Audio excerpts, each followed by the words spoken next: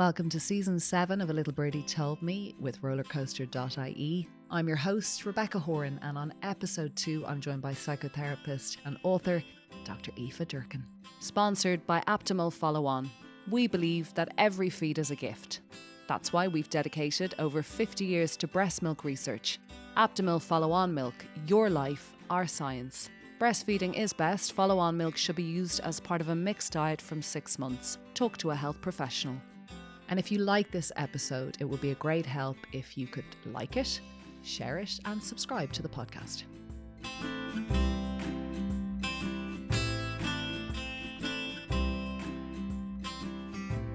I'm so honoured on this episode to have this woman. I chased her down and I caught her kind of willingly. I'd say she's like, she's just such a brilliant brain, and she's written a book called Your Highly Sensitive Child. She has brought a copy in, so I'm absolutely thrilled to bits. Dr Aoife Durcan, welcome. Hi, thank you for having me, Rebecca. Your exact title is? Go on. Yeah, I'm a Senior Counselling Psychologist. Okay. Before we get into the bones of family life, raising children, your book, what on earth does that role entail? Like, what is that? So I have 2 parts to my role, Rebecca. The first is that I am a psychologist in St. Patrick's Mental Health Service. So there I work kind of in a hospital-based setting with people who are experiencing more complex mental health challenges. Mm-hmm. And I kind of provide individual intervention and assessment and group-based interventions there.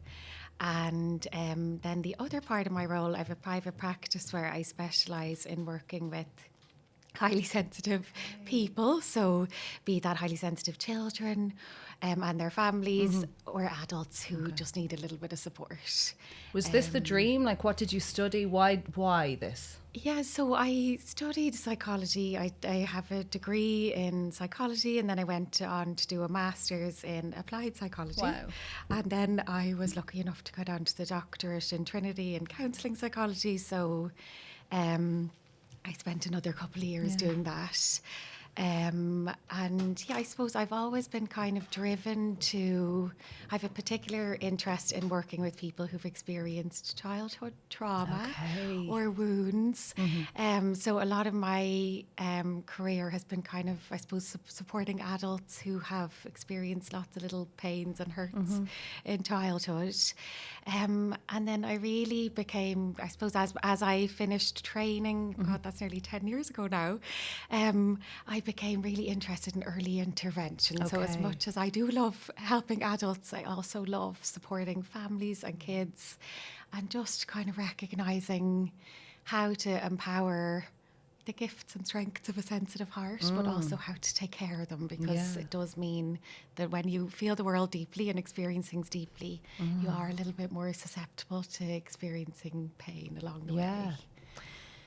Did you have, and you don't have to talk about it if you don't, but was there reasons? Did you have pains and traumas like anybody, or were they more difficultly, like trickier to navigate in your childhood? Yeah, they were. I suppose, like everyone, the kind of usual pains and stuff that we would have experienced, but because I was so sensitive, I think, Rebecca, they really impacted me.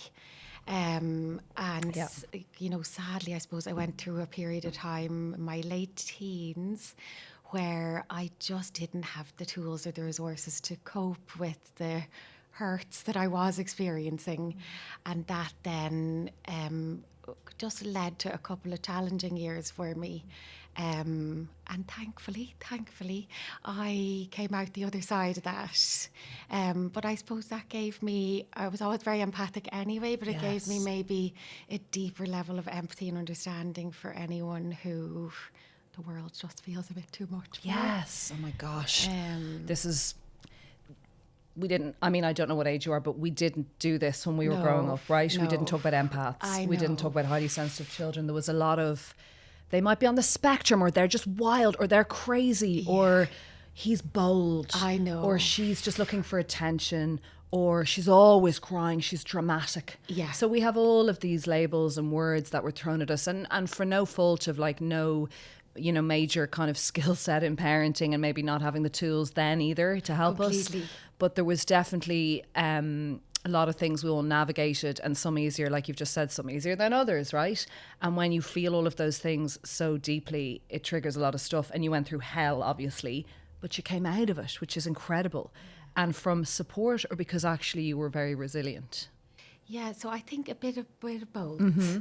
You know, I think definitely the support helped hugely, but also I think it was in the inner resilience too. When we forget that sometimes, especially with our more sensitive people, we have a tendency to think that they're quite vulnerable or very fragile, but actually there's often a real inner wisdom and strength in these kids and people that if we can support them and help them tap into that, they can really flourish, for want of a better word. So yeah, in everyone there's a survivor, right? Not everyone makes it, and it's so awful when that doesn't happen. But there's a survival and a survivor instinct in us as humans, and it's just how you get through that. Yeah. And you had the turbulent years, and maybe that's what makes you even more qualified to sit with little ones now. I know. And I think a big part of it is in recognising, because there's so much shame, I think, around if you are someone who feels deeply in the world, you know, it's great that we've more kind of understanding and awareness around this now, but we didn't, especially not when I was growing up anyway. No. Similar to what you were saying, Rebecca, but it's so easy to internalise this and feel so ashamed about the way you are. Like, what's wrong with me? And feel like, what is wrong with me? Why do I... Am I crazy? I know, and other people are like, you know, Aoife, okay, this was obviously really painful, but get it together. Move on. You know, move on. And I'd be like completely heartbroken about these, you know, a friendship loss or something that just would have, thing you in know, a life. shattered me. Where someone, I suppose, didn't again have those tools to kind of realise, you know, you'll be okay here. Were you a confident child or a shy child? I'm an extrovert. I'm just extremely sensitive, so that doesn't always come across. That's so interesting. So you're an extrovert. You love like being out and about people. Social. Fine. Okay. Yeah. So you weren't cowering in a corner in school. No. I was really. And thankfully, I've been so grateful and lucky in life to have. Like my best friends now, I've been friends since I was 4 or 5. Okay, so you love the crack. You're super sociable, but just. The stuff is felt really deeply. The stuff was felt deeply. Okay, so that's similarly, I think I would have always been out there, able to talk to anyone, made friends. But because of that, people think you're grand. I know. And so the person who might be a little bit more shy and not willing to try new things, they would be maybe massaged and minded a little bit better. So then I really struggled when I'm like, why am I so heartbroken over this friendship loss? Our dog passing as a kid completely. Would kill me. Yeah. Any comment made by a relation or... it would kill me. Yeah. And I was always like, there's something wrong with me, get over it. Like, I know. And I think now at 40, like I'm able to go, I am deeply sensitive. I'm bringing one up. I see it. Yeah. But it's taken me a long time to understand that. I know. Me too. Did you do a lot of therapy? At this stage, I was only laughing with a colleague about this the other day. I started training. I'm just trying to think my career. So I started therapy in 2011. Because you had to as part of your training? Yeah. Right, so nothing to do with, you just had to? Just before it, Rebecca, yeah. And then had to kind of try and get on a master's to show that I had... Yeah. But... I've been so lucky with that because it just has helped so much. But that's now, what is it, 2025? 14 years. Yes, so 14 years of kind of ongoing. But you suppose psychologists have to do that as well. So you think people can actually do therapy for life? Like, I think, to be honest, if you want my honest opinion, because I know, and I have to be careful saying this, obviously it's such a privilege being able to go to therapy. No, I don't think at all. I think it's important. But... my opinion is if you are more sensitive in the world and you are more sensitive to feeling deeply about things, that means that having that bit of scaffolding and support and help along your life journey, and maybe that'll be breaks at different stages, but I think it'll only help. Yeah. For me anyway, I know I've been so lucky and grateful to have the most amazing therapists. Okay. Who, and you know, I've done a lot of the kind of processing work and trauma healing work early on, but just as an ongoing guide and support is such a help. How were you, without pulling your parents apart, or how were you parented? Was it chill? Was it easy? Was that life easy? Did you look to them? Yeah, so I have the most amazing family. I really, really do. But again, and they'd say this themselves, we just maybe in some ways didn't have the understanding Never a clue. that we do now around sensitivity. Yes. Both my parents are actually quite sensitive. Oh. But, we didn't have this knowledge. Some of our kind of, maybe some of the parenting tactics, like all of us might have been a little bit more kind of, get on with things, or we didn't really have the same awareness. So... that kind of, but I'd say are definitely sensitive themselves. And they did their best. And when you started looking into it all, they were very supportive of you. 100%. Great. So helpful. And I think this is what I always try and encourage parents with now, or even the adults that I work with, because there can be so much resistance sometimes to looking back or to realising. It can be hard though. It can. I know. It's a bit painful. Even if, say you haven't had the most traumatic or abusive child, say if that is not what your journey was, but it was just a pretty ordinary thing, but there was a lot of stuff. It can be really challenging, and it can be confronting, and it can be affronting, and it can cause divisions. It's not easy for everyone. And I feel like someone said to me, therapy's great. And I was like, it's so exhausting. And she was like, huh? I said, I'm so tired.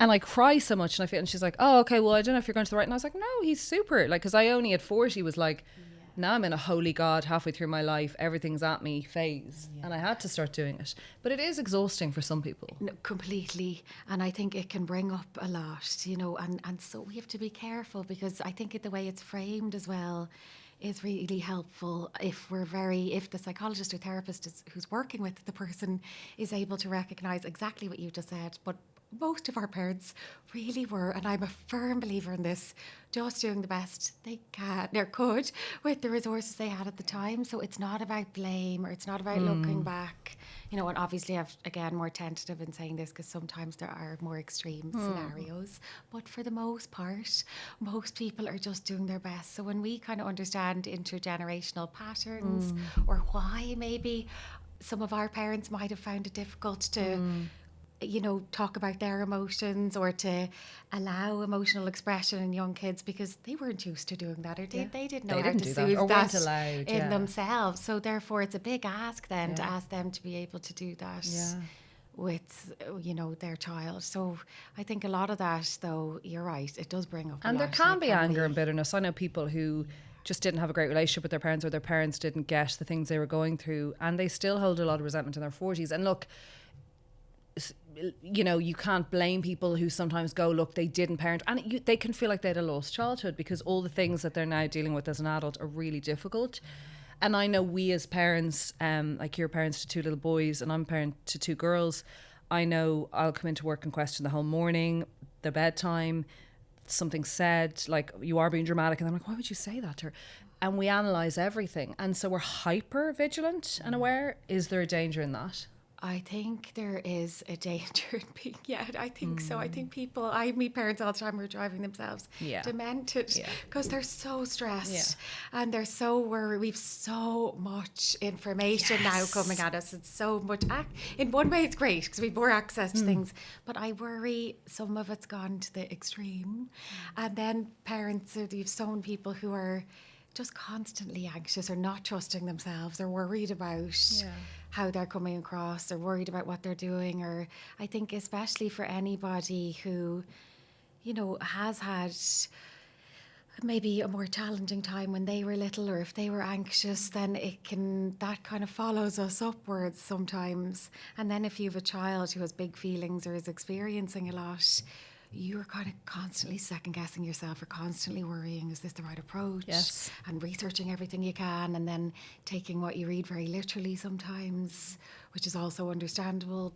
And the comparison, much like looking at people's careers and their incredible trajectories, or their marriages, or I find doing this podcast obviously enlightening, empowering, but I also sometimes feel huge guilt because I speak to women who've given up their careers to be at home for a few years, say, or women who have made better choices, maybe feeding their family and I'm like, I work 5 days, we're dual income parents, we love our careers, but we love our kids, we do our best, I leave at 3 and then I come away and I go, I'm fucking up my kid. Like, I genuinely sit in the car and I'm like, what the fuck? So it's tricky because you listen to others and you go, I'm failing my kids, but you're also like, well, this is what's working for us now. Rebecca, completely. Yeah. And I think it's being able to tune into that and knowing that and having that wisdom to say, well, this is what's working for our family right now. I know in my heart of hearts, actually, that my children are happy. And I need to we're all work. doing okay. Yes. Work is something that gives you, you know, lots of meaning and purpose, which in turn makes you a better mom. Do you feel that about your work, that you can't just give up when you have kids, all this great training? Like, did you feel that way? Yeah, I did. I did. You weren't just going to be like, right, that's it. Tagines every day for lunch. Like, you weren't going to give it all up. I can't even cook. No, I mean, I wish. My poor. Should have lied about that. My So son's funny. like, Mommy, are you going to learn how to bake? So, oh my God. The crafting and baking thing, you can never, ever bring me into that. Haven't a clue. I'm hopeless. But like, you weren't going to just give up that brain. No, I know. But do you know what? Because I think it's so important for all of us. And for some people that will involve, like that sense of purpose or meaning will be working from the home and their family and their kids. And that's amazing. And then for some of us, it'll look a little bit like that and different because there might be something else. So I think we really have to get less judgmental and less comparison if we can. Yeah. And be able to tune back into, like, I know this is a very, I don't know, is it a bit of a depressing view on life sometimes, but like, we only have one life, you know, this is it. So I don't know if So we're don't give up happy right everything. now. Yes. And with you, like Rebecca, you love your podcast, you have such an amazing career. That's fulfilling you and your family are happy. Well, great. Yeah, amazing. just try and keep it going and try and keep the, lean into that as much as you can. I think, I heard that podcast recently of somebody saying, you know, you should never be away from your children, and you know, for the first 3 years of life, if you put them into daycare, if you put them into creche, you know, they're doomed. You're harming them and all this. Oh, and it's horrendous, isn't it? I just thought It's is horrendous. so frustrating. It's so frustrating. You know? And it's like your identity as a woman shouldn't be your career. No, but it's that and. Like, actually, I was this. Yeah. And I had a super brain. I did this. And I love having my own money in my pocket. And I also wanted to be a mum. Yeah. And I'm a good daughter or sister. Exactly. Like, it's not And all that's or okay. anything, you know? Yeah. You know, more than okay. It is more than okay. Yeah. Can you describe, because it's something I know this sounds very, you're going to be like, Rebecca, you're very naive. It's actually only something in the last, and I think even from Caroline Foran, who knows, written here on the front of your book, I think from interviewing her and maybe 2 or 3 years before that. So if you think about it, only in the last 5 years, I've heard of highly sensitive child. So we would have known people to be sensitive or over the top or a feeler. But this, I started to go, I need to look into this because I started to notice it within my home. And then I started to notice it within myself and how I reacted to workplace decisions or any family. And I became just, what is a highly sensitive human or child? Yeah, so high sensitivity is a temperament trait. So what that means is that some people are born into this world with a highly sensitive nervous system that is wired that way because of their biology, their genetics, and their evolution. Wow. So if you think back to our ancestors, like these were likely the people who, you know, could smell smoke coming before others or would notice if someone was a threat to the tribe. Wow. And there are many advantages to this temperament trait. So for instance, being highly perceptive, reflective, intuitive, having lots of empathy. So highly sensitive people often have very big hearts. They care a lot about people. Wow, I've got to stop you there. You've already given all of the negatives flushed down the loo. I love that you've literally spoken about, you know, Neanderthal times or way back in the day, the evolution of the human, and how actually they were really surviving, you know, for the family and caretaking in a way. And yet we see all highly sensitive children. Sometimes we're just like, oh, it's so it's such a pain. You've actually just given there in that 10-second brief of how wonderful they can be as an addition to a friendship group or a family member or a marriage. Yeah. Wow. Yeah, you're right, Rebecca. I'm blown away by that. You literally have turned something I've always seen as, you've given it a superpower when I sometimes often feel like, is it an impediment? Is it going to be really challenging for this person? You've actually given such great, like, sorry, continue, but like that is incredible. Thanks, Rebecca. Yeah, and I think you actually bring up such a good point because it obviously there are challenges that go along with feeling so much, but actually it is our deep feelers that ideally we'd have a little bit more of in the world, and that if we could support them to realise this as a strength, and the gifts of having a big soft heart ways, and not to, I suppose this is where we as a society need to really understand not to mistake having a big heart as a fragile person. Okay. That's you good. know, and actually the research on sensitive children and sensitive people shows us that these individuals are more impacted by their environment for better and for worse. Okay. So what that means is that they actually tend to excel and thrive in the right environment and become some of the most resilient adults. And if they're not then in the right environment, they are more impacted by this because of their capacity. Sure. But because they've got this great intuitive, streak, their perception, they probably understand, they've got the gut feeling stuff going down. If they make it well, they make it really well, right? But yes, if they're constantly put down or things aren't great for them, that's obviously not going to work for a child who's a big feeler. How does it present itself? So we're not talking about a child who's on the spectrum. So there's a difference, Rebecca, and so there's lots of kind of conversations about this at the moment.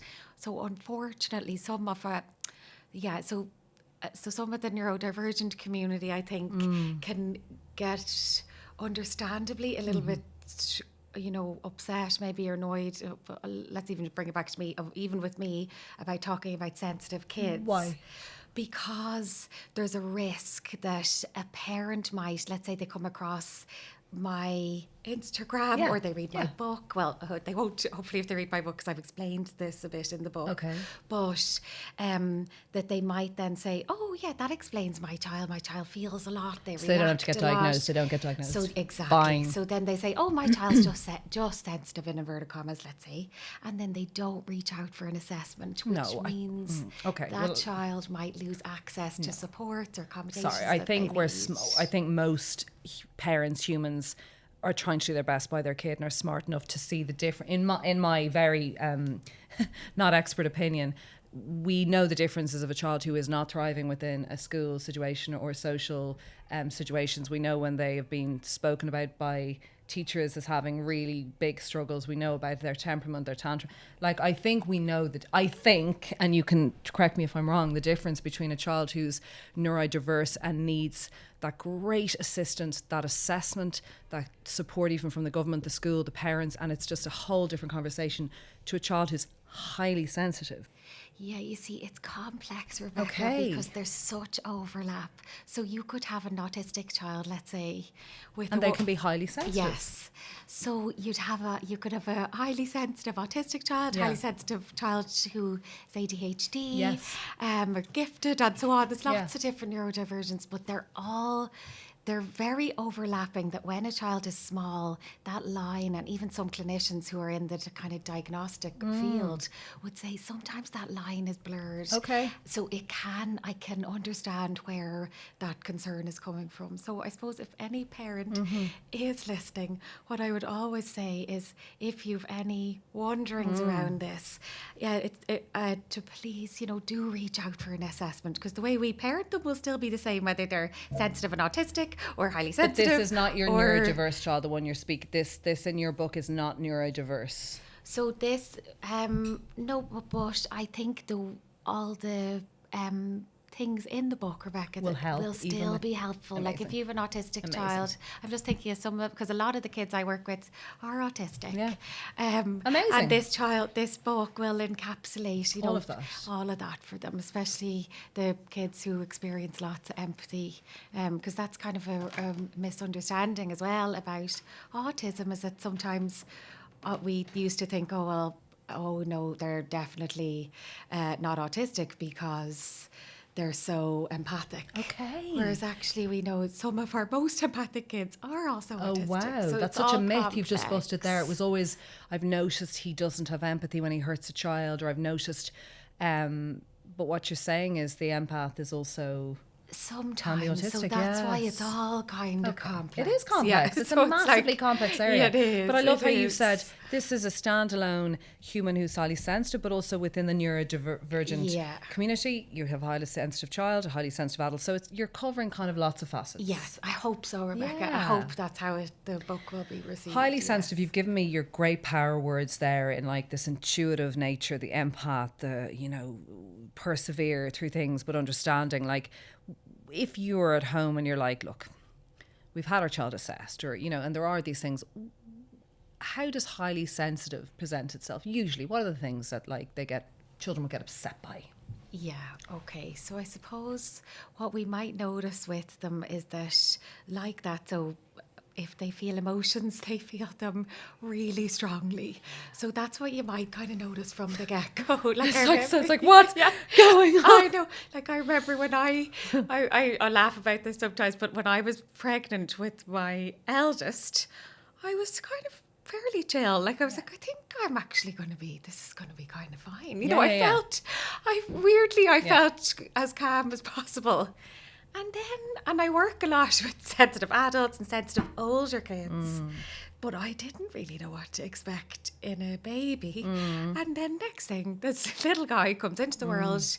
And honestly, I was like, oh my God, what is happening? Like you could watch. It was fascinating watching him. Everything. If he was hungry, if he was cold, if he was damp, he just went from 0 to 100 in a matter of seconds. Okay. And what happens is, because of their capacity to feel so deeply, when they feel sad or upset or they have a pain, they feel it so strongly that then it can sometimes activate their fight or flight response a lot easier than a child who doesn't have as much of a sensitive nervous system.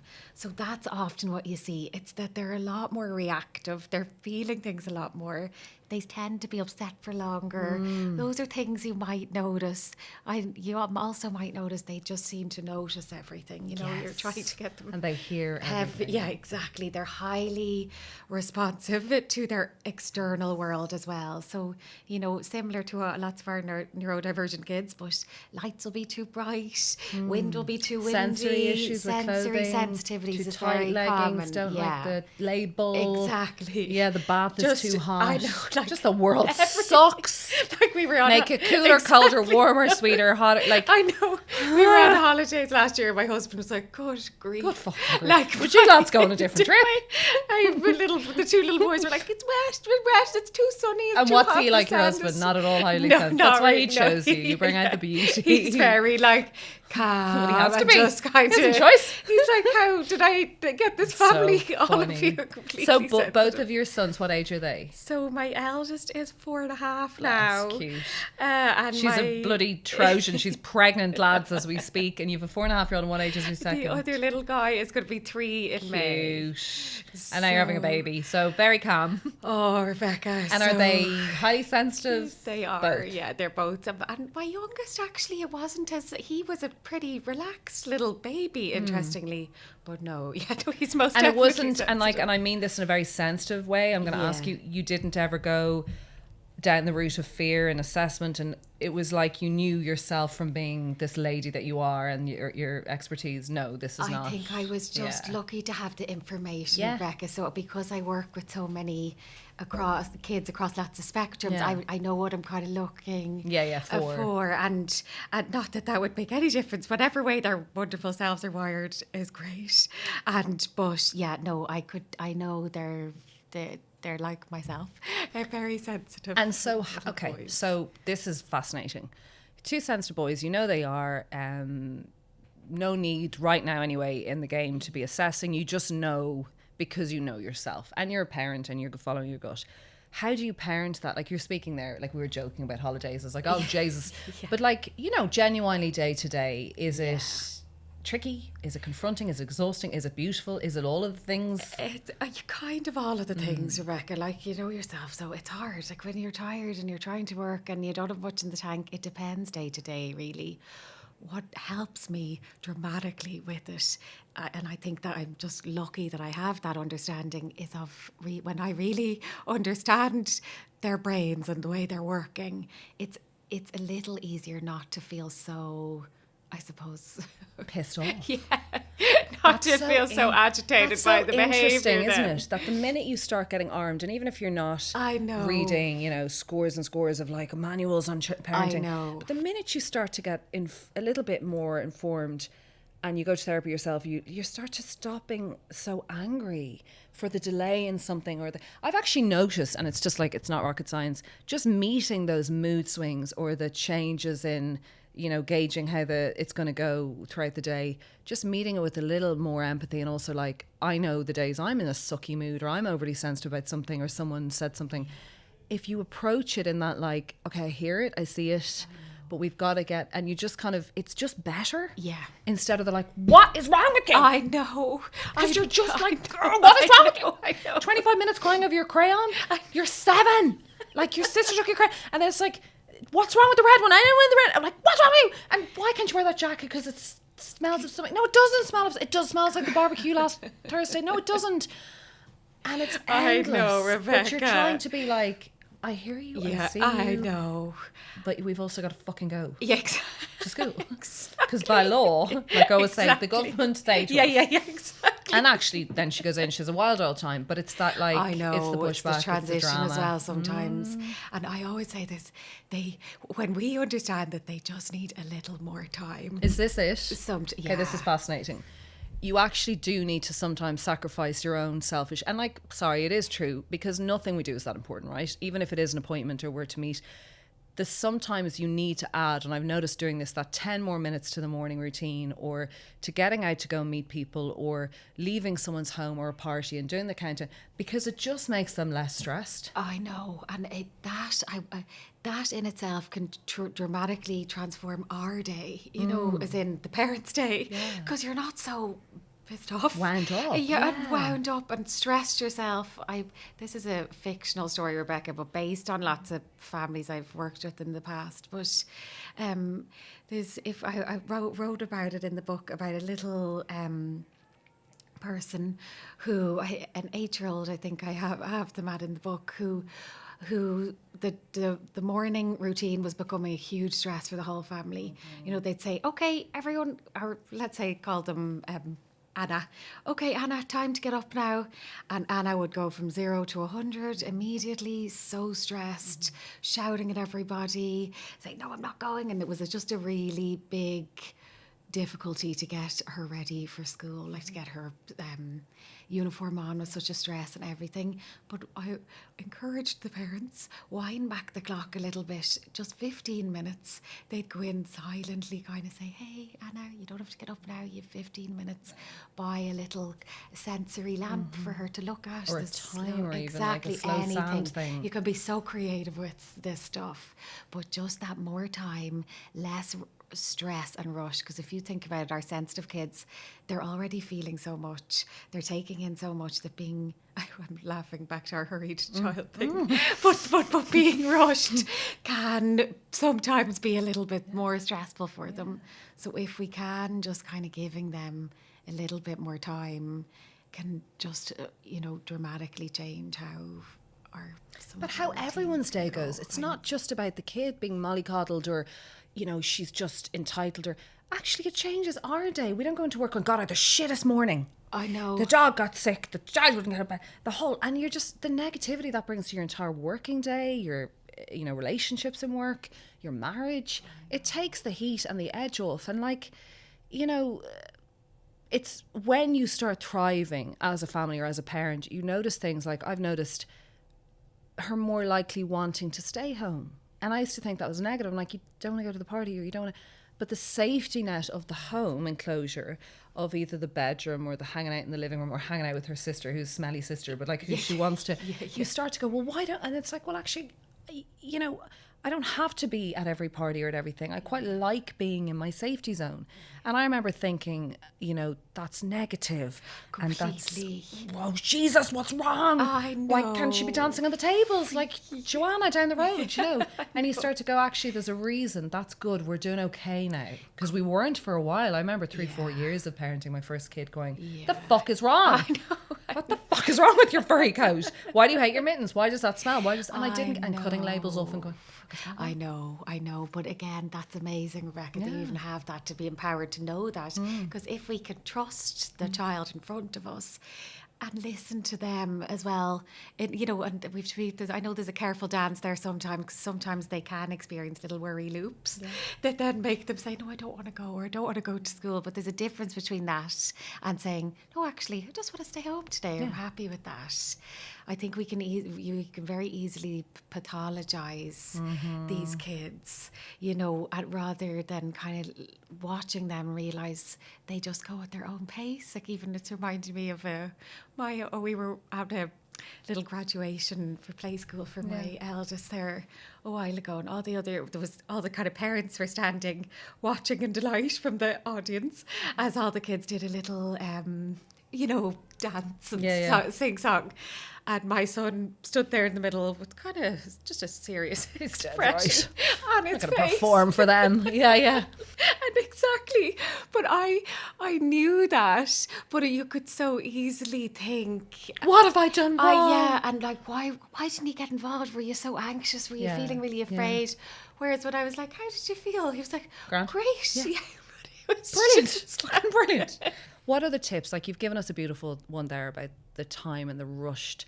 And even as adults, I don't like, as a sensitive adult, I hate being hurried.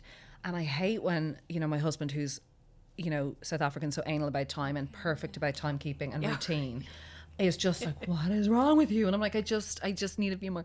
What are the other great tips for dealing with the child who's feeling everything? Yeah, well, my main tip always for parents is to just be so gentle with themselves if they can. You go easy on yourself. Get good at soothing yourself first. I know that's a much easier said than done, but get good at going, good grief, this is so difficult. I'm trying my best here. It's so understandable that I reacted, or and just to get good at going, that's okay, I'm trying my best. It's difficult having a child with big feelings. This is going to evoke stuff in me, understandably. I'm overstimulated, overwhelmed. It's okay.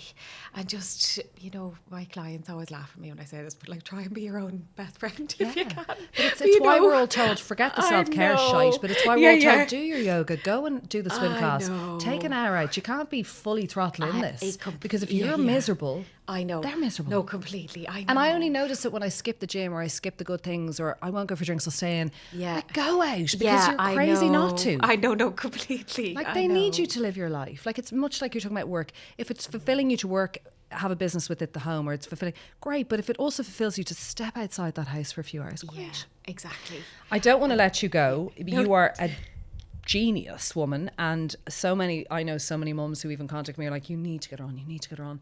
You have so much to say, and like, you've said it here, I'm sure there'll be more, but helping your child flourish in an overwhelming world, your highly sensitive child. I am going to eat this. Dr. Aoife Durcan, I hope this book is game changing for people who are really struggling. Oh, thanks so much, Rebecca. Thanks for having me on, and I hope it'll be a help. It will. How long into the pregnancy are you? So I 30 weeks next week. You're a devil. You're mad for it. Mad for the kids. And if you have another highly sensitive one, there's going to be so many feelings all of the time. My husband's like, oh, I hope this is a chiller. Oh, that's so funny. No, he's not. He doesn't deserve it. No. Thank you so much. Thanks, Rebecca. Aww. Sponsored by Optimal Follow On. We believe that every feed is a gift. That's why we've dedicated over 50 years to breast milk research. Optimal Follow On milk, your life, our science. Breastfeeding is best. Follow On milk should be used as part of a mixed diet from 6 months. Talk to a health professional. If you like this episode, will you please rate it, subscribe, and share it with others? This helps me get the guests that you want to hear.